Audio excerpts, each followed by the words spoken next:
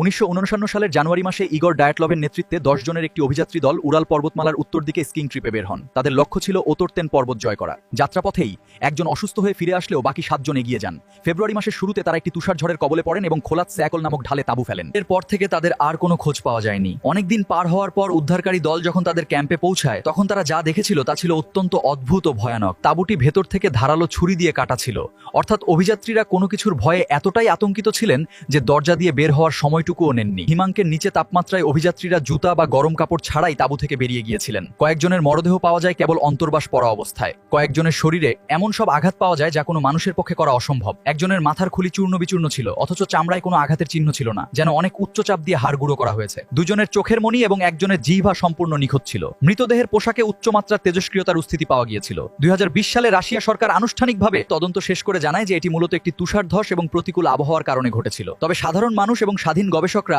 আজও এই ব্যাখ্যা পুরোপুরি মেনে নিতে পারেননি। ডায়াটলভ পাস আজও ইতিহাসের অন্যতম রোমহর্ষক ও অমীমাংসিত অধ্যায় হয়ে টিকে আছে। ভিডিওটি ভালো লাগলে একটি ফলো বা সাবস্ক্রাইব করুন এবং একটি লাইক দিতে পারেন।